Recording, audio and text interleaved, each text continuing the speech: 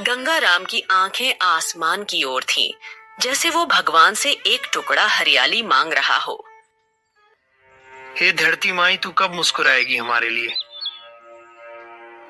सूरज ढलने लगा था और वह अपनी लाठी उठाकर घर लौट गया।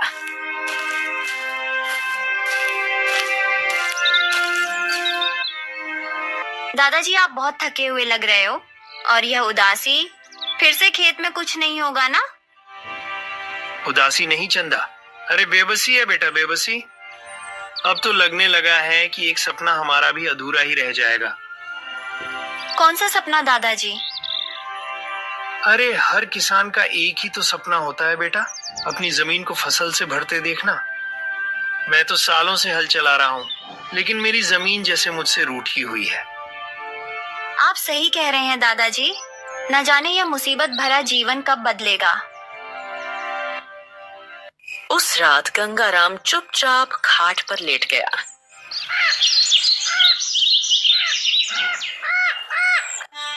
दादाजी, आप इतनी सुबह सुबह कहाँ जा रहे हैं? खेत पर जा रहा हूँ चंदा बेटा। यही तो बात मुझे आपकी सबसे अच्छी लगती है दादाजी। आप हर शाम थक कर लौटते हो, मायूस होते हो, पर अगली सुबह फिर वही जोश के साथ खेत पर मेहनत करने जाते हैं। पर आज से आप अकेले नहीं जाओगे, मैं भी आपके साथ खेत चलूंगी दादाजी। गंगाराम चंदा को लेकर खेत की ओर चल दिया।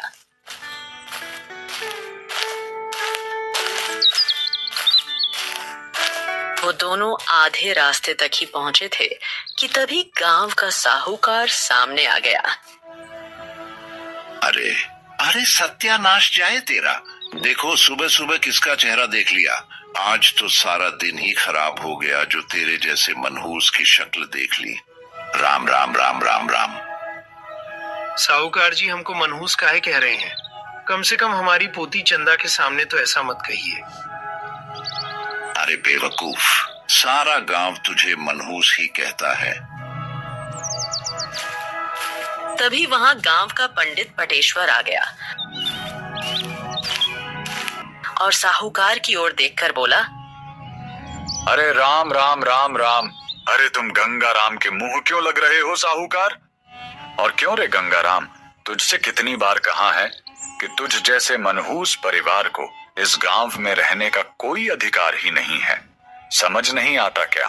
अरे क्या पता तेरी मनहूसियत सारे गांव में फैल जाए और सभी गांव वाले अपना खुशहाल जीवन खोकर तेरी तरह मुसीबत भरा जीवन जीने लगे तो क्या होगा बोल? गांव वालों की खुशी तुझसे देखी न जा रही क्या, मनहूस कहीं का? गंगाराम को यह बातें बर्दाश्त नहीं हुई। वह आंखों में आंसू लिए चंदा के साथ खेत में वापस लौट गया।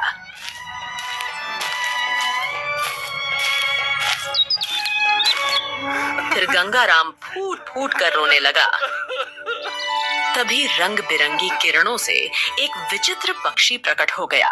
अचानक पक्षी को प्रकट होता देख गंगाराम और चंदा दोनों बुरी तरह चौंक गए।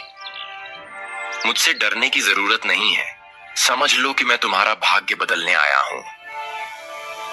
यह सुनकर गंगाराम चौंक गया और अपनी पोती चंदा से बोला, अरे जल्दी से इस पक्षी से दूर हटो बेटी, दूर हटो बेटा। न जाने कौन है, क्या है, इसकी बात पर भरोसा कैसे कर सकते हैं? मेरी बात सुनो। मैं जानता हूं कि तुम्हारी पीढ़ियां किस तरह से मुसीबत भरा जीवन जीती रही हैं। मेरी वापसी इस बात का संकेत है कि अब तुम्हारा दुख भरा जीवन समाप्त होने वाला है। गंगाराम डरते हुए अपने घर की ओर भागा। घर पहुंचते ही वो लंबी लंबी सांसें लेकर बोला, अरे अरे हे भगवान, हे भगवान, ये क्या था? तुमने देखा बेटा, अचानक से रंग बिरंगी किरणों से वह पक्षी प्रकट हो गया था। अरे मैं तो उसको देख के बहुत घबरा गए। अरे एक तो हमारे खेत में अनाज का दाना नहीं होता है, ऊपर से वह पक्षी न जाने कहां से आ गया। अगर ये बात गांव वालों को पता लग गई ना तो वो तो मेरे बारे में और भी बुरा सोचेंगे। अरे वह कहीं ऐसा ना समझने लगे कि मैं कोई जादू टोना करने लगा हूँ। चंदा, जो काफी देर से चुप बैठी थी, धीरे से बोली, दादाजी, न जाने क्यों मुझे उस पक्षी की बातों में सच्चाई नजर आ रही है। यह सुनकर गंगाराम चौंक गया। तभी रंग बिरंगी किरणों से फिर से वही पक्षी प्रकट हो गया और गंगाराम से बोला, मुझसे भागने से कुछ नहीं होगा। आखिर कब तक सच्चाई से भागते रहोगे? क्या तुम्हें अच्छा लगता है कि सारा गांव तुम्हारा मजाक उड़ाता है? क्या तुम्हें अच्छा लगता है कि सब तुम्हें मनहूस कहकर बुलाते हैं?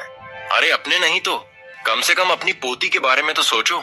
तुम्हारा जीवन तो कुछ वर्षों बाद समाप्त हो जाएगा, लेकिन चंदा के आगे तो पूरा जीवन पड़ा है। उसका विवाह कैसे होगा? कभी सोचा है तुमने?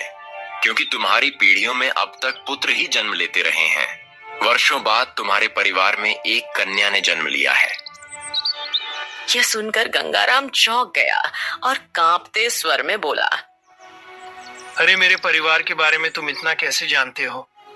तुम्हें कैसे पता कि वर्षों से हमारे खानदान में किसी लड़की ने जन्म नहीं लिया? चंदा तो वर्षों के बाद हमारे कुल में जन्मी पहली कन्या है। हाँ, मैं सब कुछ जानता हूँ, लेकिन अभी तुम्हें सब कुछ नहीं बता सकता। सबसे पहले तुम्हें अपना भाग्य बदलना होगा, और तुम्हारा भाग्य तुम्हारे ही खेत के नीचे छुपा हुआ है।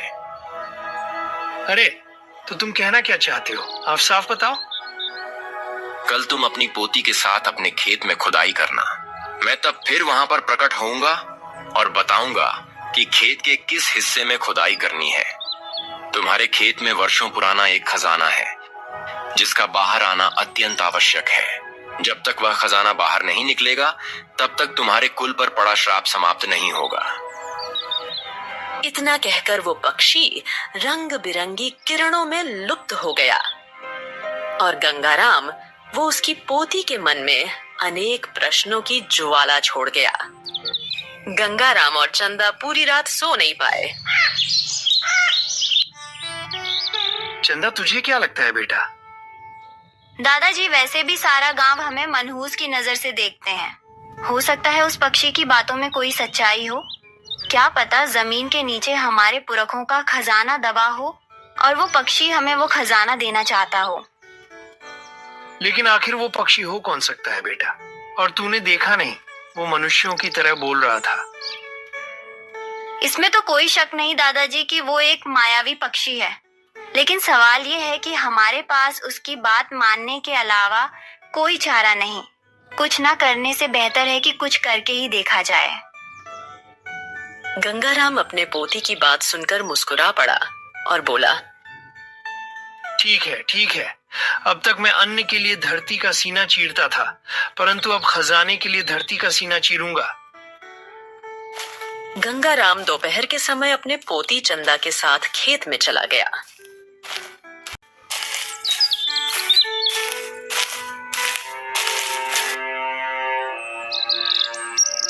तभी वहां पर रंग बिरंगी किरणों से वही पक्षी प्रकट हो गया।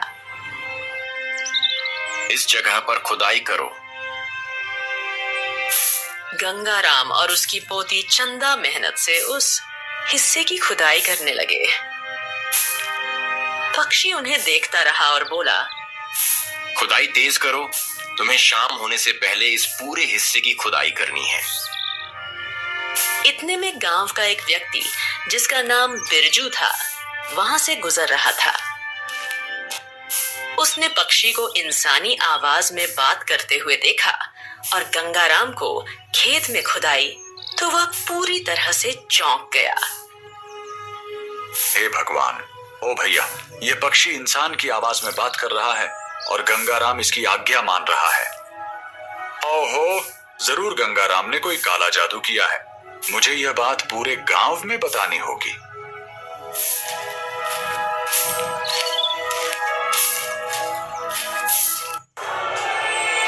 इतना कहकर बिरजू ने पूरे गांव में यह बात फैला दी कि गंगाराम अपने खेत में खुदाई कर रहा है और एक पक्षी उससे इंसानी आवाज में बात कर रहा है। अरे भाई, ये गंगाराम का परिवार तो वैसे भी मनहूसियत के नाम पर धब्बा है। अब ये पूरे गांव में मनहूसियत फैलाकर छोड़ेगा, नालायक कहीं का। अरे भैया, यह भी तो हो सकता है कि उसने मुसीबत से तंग आकर कोई काला जादू वादू किया हो और वह पक्षी उसे खजाने का रास्ता बता रहा हो। यह भी तो हो सकता है। बिरजू दौड़ते हुए यह खबर हवेली भी लेकर गया।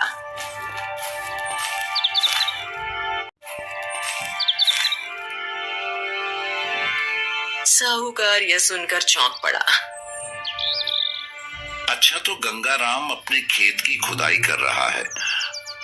अरे पर वह तो हमेशा से ही अपने खेत की खुदाई करके अन्न उगाने का प्रयास करता है, इसमें क्या नया है? वैसे तुम्हारी इस बात में मेरे अंदर दिलचस्पी जागी है कि एक पक्षी उससे इंसानी आवाज में बात कर रहा है। बिल्कुल सही कह रहा हूं, और गंगाराम को जमीन खोदने से रोकना चाहिए। क्या पता वो पूरे गांव को मुसीबत में डालना चाह रहा हो। अरे नहीं बिरजू, उसे जमीन खोदने दो उसको। अगर अभी हम वहां गए तो गंगाराम सतर्क हो जाएगा और हम कभी जान ही नहीं पाएंगे कि आखिरकार वो कर क्या रहा है। लेकिन हम चुपके से उस पर नजर रखेंगे। हम भी तो देखें कि गंगाराम के खेत के नीचे क्या दबा हुआ है जो वह अपनी पोती के साथ खोद रहा है। और सुनो, गांव में सबसे कह दो कि साहूकार का आदेश है, कोई भी गंगाराम के खेत में न जाए जब तक मैं न कहूं। और मैं, तुम और कुछ गांव वाले मिलकर चुपके से गंगाराम के खेत पर नजर रखेंगे। समझ गए ना योजना? जाओ। बिरजू तुरंत वहां से चला गया और पूरे गांव में साहूकार की बात पहुंचा दी। कुछ देर बाद साहूकार, बिरजू और पंडित दूर से गंगाराम के खेत पर छिपकर नजर रखने लगे। और चंदा ने शाम तक खुदाई जारी रखी। सूरज ढलने को था कि चंदा ने अचानक कहा, दादाजी, मुझे लग रहा है नीचे कुछ ठोस चीज है। पक्षी तुरंत बोला, उसे बाहर निकालो, ये जरूर कोई बक्सा होगा। और चंदा ने नीचे झांक कर देखा तो वहां सचमुच एक बड़ा सा लकड़ी का बक्सा था। दोनों ने मिलकर बड़ी मेहनत से उसे बाहर निकाला। हाँ, अब इस बक्से को खोलो।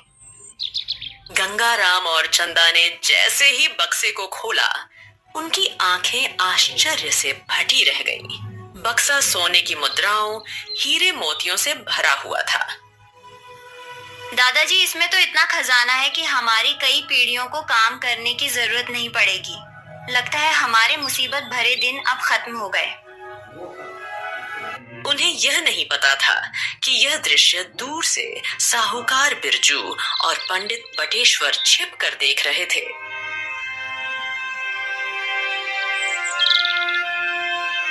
अरे दादा रे दादा, ये गंगाराम तो वाकई में बहुत अमीर हो गया।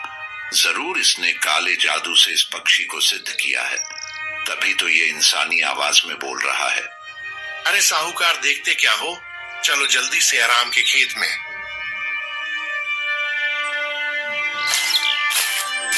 तीनों भागते हुए खेत में पहुंच गए। उन्हें देखकर गंगाराम और चंदा पूरी तरह चौंक गए।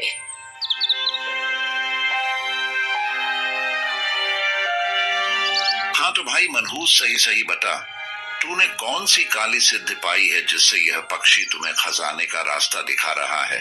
बता। साहूकार जी, ऐसी कोई बात नहीं है, मैंने कोई काला जादू नहीं किया। अरे हम तुम्हारी बात नहीं मान सकते।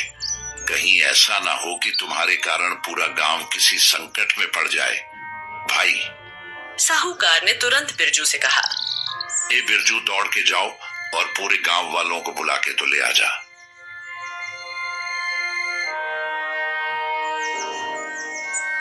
बिरजू कुछ ही देर में सारे गांव वालों को खेत में ले आया।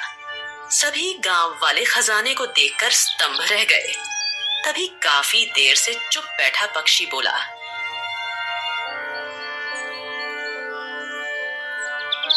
बस करो, गंगाराम निर्दोष है और उसकी पोती चंदा भी। इस खजाने का पता मैंने ही उन्हें बताया था। गंगाराम ने आश्चर्य से पक्षी की ओर देखा।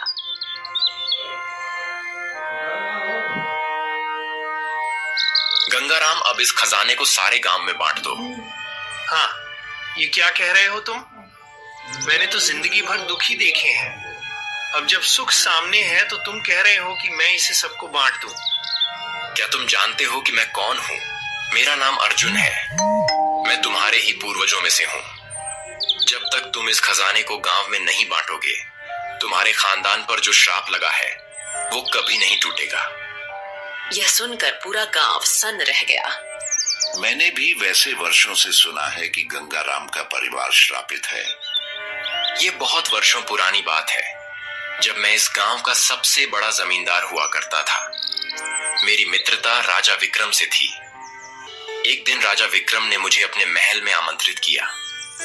राजा विक्रम अपने महल के राज दरबार में बैठा हुआ था कि तभी वहां पर एक सुंदर युवक दरबार आ पहुंचा। उसका नाम अर्जुन था। राजा विक्रम तुरंत अपने सिंहासन से उठकर अर्जुन के पास आ पहुंचा।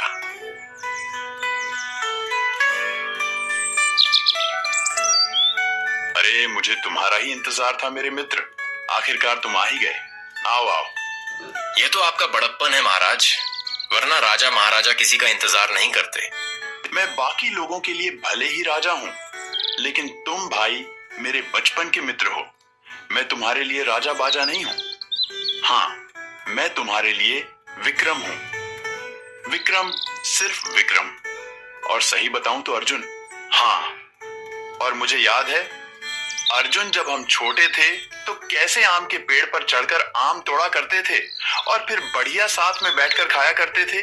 और कई बार तो तुम मेरा आम छीन कर खा लेते थे। अच्छा चलो और सुनाओ। तुमने संदेश में लिखा था कि तुम मुझसे कुछ जरूरी बात करना चाहते हो, बताओ। महाराज, बात दरअसल ये है कि मेरे गांव में वर्षा नहीं होने की वजह से थोड़ा सा सूखा पड़ा हुआ है। गांव वाले बहुत विपत्ति में है। मैं अपने गांव की तरफ से आपके पास आया हूं। मेरे मित्र, तुम साफ साफ कह सकते थे कि तुम गांव वालों की मदद करना चाहते हो। चलो, तुम चिंता मत करो, मैं तुम्हें इतना धन दूंगा कि तुम्हारे गांव की सारी परेशानियां दूर हो जाएंगी। निश्चिंत रहो। इतना कहकर राजा विक्रम ने अपने मंत्री की ओर इशारा किया और कहा, एक बक्से में सोना चांदी हीरे जवाहरात भरकर लेकर आओ, जाओ।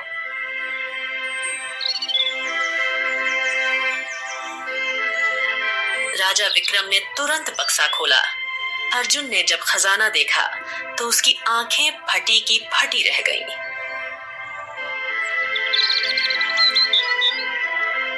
मैं तो आपके पास थोड़ी सी सहायता के लिए आया था, लेकिन आपने तो पूरा खजाना ही दे दिया। मेरे मित्र, तुम भले ही राजा नहीं, लेकिन तुम्हारी सोच एकदम राजा की तरह है। जब तुम अपने गांव की भलाई के लिए मदद मांगने आए हो तो मैं तुम्हें खाली हाथ कैसे भेज सकता था। ये सारा खजाना तुम्हारे गांव वालों के लिए है, ले जाओ।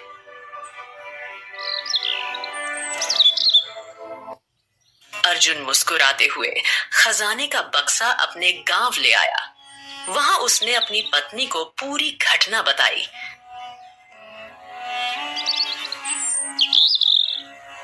बक्से को देखकर अर्जुन की पत्नी की आंखें फटी की फटी रह गईं। तो क्या ये सारा खजाना तुम गांव वालों में बांट दोगे? हाँ, रास्ते में तो मैं भी यही सोच रहा था। तो फिर इसमें से थोड़ा सा खजाना अपने पास रख लेना, सारा खजाना मत बांट देना। अरे तुम थोड़ी की बात कर रही हो। मैं तो इस खजाने में से गांव वालों को एक फूटी कौड़ी भी नहीं देना चाहता। लेकिन गांव वालों को तो पता है कि तुम गांव की मदद करने के लिए राजा विक्रम के पास गए थे। वो तुमसे सवाल करेंगे, तब तुम क्या जवाब दोगे? अरे तो कह दूंगा, विक्रम ने मदद करने से साफ इनकार कर दिया। और क्या? यह सुनकर उसकी पत्नी हंसने लगी।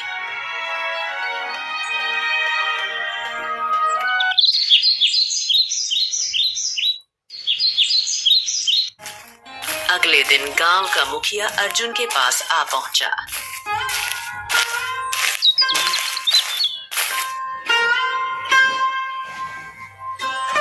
भाई अर्जुन, हमारे गांव वाले वाकई में बहुत परेशान हैं। कल तुम राजा विक्रम से मिलने के लिए गए थे, तो क्या उन्होंने कोई सहायता भेजी है क्या? अरे मुखिया जी, मैं क्या कहूं। मैं मित्र समझकर अपने मित्र के पास गया था, लेकिन वह तो दुश्मन से भी पत्थर निकला। अरे उसने मेरी मदद करने से साफ इनकार कर दिया। उल्टा ये बोला कि अगर तुम्हें अपने लिए मदद चाहिए तो मैं कुछ दे सकता हूं, लेकिन गांव वालों के लिए ना एक फूटी कौड़ी ना दूंगा। हाँ, मैंने भी साफ कह दिया कि मैं गांव वालों के लिए जीता हूं, अपने लिए कुछ नहीं चाहिए। ठुकरा दिया मैंने, और क्या? मुखिया यह सुनकर निराश हो गया। तभी उसकी नजर अर्जुन के घर में रखे एक बक्से पर पड़ी। वो तुरंत बक्से के पास गया और उसे खोल दिया।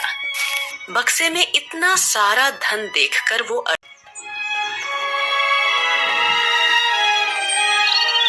अर्जुन, इसमें तो ढेर सारा खजाना है, ये तुम कहां से लाए? अरे बकवास बंद करो मुखिया, कि कहां से लाए, क्या लाए? यह खजाना मुझे मेरे मित्र विक्रम ने नहीं दिया। यह खजाना मेरा है, मेरे पूर्वजों का है। आज ही मैंने इसे अपने गुप्त कक्ष से निकाला है ताकि इसकी सफाई हो सके, समझे? वैसे तो तुम झूठ बोल रहे हो, और अगर मैं यह मान भी लूं कि यह खजाना तुम्हारा है, तब भी तुम इतने क्रूर निकलो कि हमने कभी सोचा नहीं था। अरे गांव वाले भूख प्यास से तड़प रहे हैं और तुम उनके सामने झूठ बोल रहे हो। अबे बड़ा आया दिमाग चलाने वाला, चल निकल यहां से, भाग।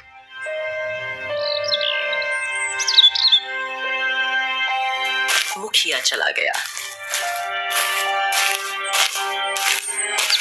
और पूरे गांव में यह बात फैला दी। गांव वाले अर्जुन को बुरा भला कहने लगे। कुछ दिन ऐसे ही बीत गए। एक दिन अर्जुन अपनी हवेली में बैठा था कि तभी उसकी पत्नी बोली, गांव वाले अब तुम्हारे खिलाफ हो गए हैं। हाँ, तो मुझे कोई फर्क नहीं पड़ता। मुझे लगता है कि हमें इस खजाने को छुपा देना चाहिए। हाँ, यह तुम सही कह रही हो। मैं एक काम करता हूँ कि सारे खजाने को अपने खेत में गाड़ देता हूँ, और यह काम हम रात के अंधेरे में करेंगे, ताकि अगर तुम्हारे मित्र विक्रम को कुछ शक भी हो तो उसे खजाना मिले ही ना।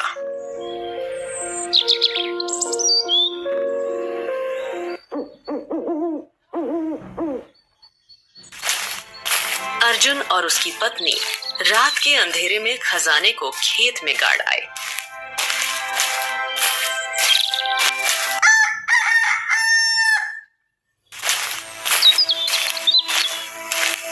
अगले दोपहर अर्जुन का एक नौकर आया और उससे बोला, अर्जुन, मालिक, सूचना मिली है कि कल महाराज विक्रम आपसे मिलने के लिए हवेली आ रहे हैं। यह सुनकर अर्जुन डर गया और वो नौकर वहां से चला गया।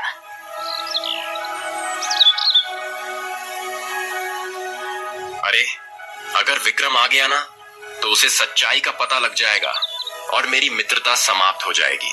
कल तक गांव में एक भी व्यक्ति जीवित नहीं बचेगा।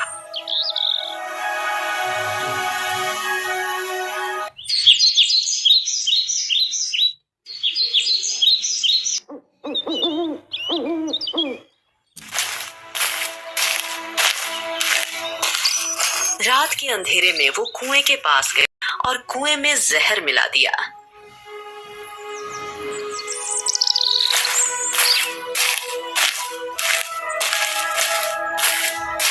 अगले दिन गांव वाले रोज की तरह वहीं से पानी भरकर पीने लगे। दोपहर तक आधे गांव वाले तड़प तड़प कर मर चुके थे। गांव में मातम छा गया। मुखिया और उसका परिवार भी समाप्त हो गया।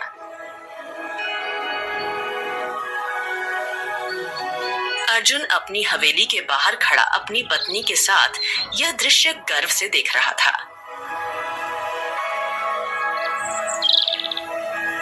तभी वहां एक साधु आया और वो क्रोधित होकर अर्जुन की ओर देखकर बोला,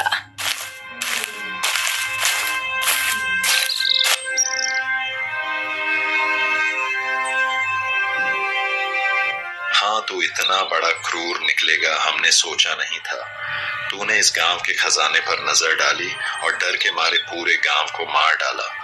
आपको कैसे पता? मुखिया अक्सर मुझसे जंगल में मिलने के लिए आता था। उसने ही मुझे सब कुछ बताया था। आज जब मुझे पता चला कि राजा विक्रम इस गांव में आ रहे हैं, तो मैं उसे सच बताने आया था। साधु ने मंत्र पढ़ना शुरू किया। अगले ही पल गांव में रंग तरंगी किरणें फैल गईं। जो लोग तड़प रहे थे वो ठीक हो गए और कुएं के अंदर तेज धमाका हुआ। हाँ, जहर का असर तो समाप्त हो गया है, लेकिन तुझे तेरे किए की सजा जरूर मिलेगी। मैं तुझे श्राप देता हूँ कि तू एक पक्षी में परिवर्तित हो जाएगा।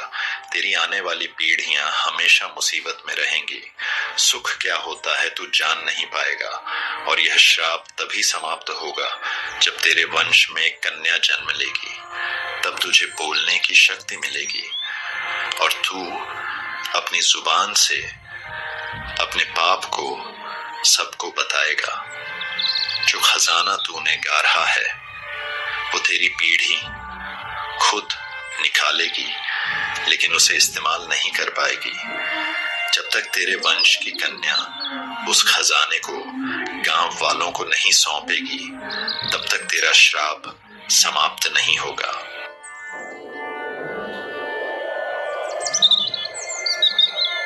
तभी अचानक हवा तेज चलने लगी और रंग बिरंगी किरणों से अर्जुन एक पक्षी में परिवर्तित हो गया।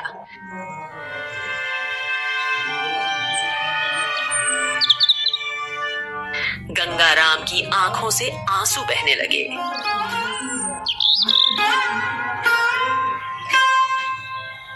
आपने बहुत बुरा कार्य किया है। हाँ, और मैंने इसकी सजा भी भोगी है। न जाने कितने वर्षों से मैं एक पक्षी के रूप में इस धरती पर भटक रहा हूं। तुम नहीं जानती, मैंने ही अपनी पीढ़ियों को गरीबी और अभाव में तड़पते हुए देखा है। हो सकता है कि अब मुझे श्राप से मुक्ति मिल जाए, पर यह नहीं जानता कि भगवान मुझे क्षमा करेंगे भी या फिर नहीं। मैं आपके लिए प्रार्थना कर सकता हूँ। मैं ईश्वर से यही मांगूंगा कि आपको क्षमा मिले। इतना कहकर गंगाराम ने साहूकार के सामने खजाना रख दिया।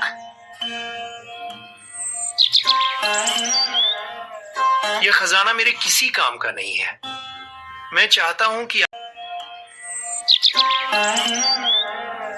यह खजाना मेरे किसी काम का नहीं है। मैं चाहता हूं कि आप मेरी आंखों के सामने इस खजाने को गांव वालों में बांट दें। मुझे कुछ नहीं चाहिए। मैं सिर्फ यही चाहता हूं कि मेरी पोती चंदा भूख से ना तड़पे और ईश्वर मेरे पूर्वजों को अब माफ कर दें। गंगाराम की बात खत्म होते ही आसमान से एक तेज रोशनी उतरी। पक्षी का देह फिर से इंसान के रूप में बदलने लगी। वह अर्जुन था, मुस्कुराता हुआ, शांत और मुक्त। खानदान श्राप से मुक्त हो चुका है। लगता है कि ईश्वर ने मुझे क्षमा कर दिया।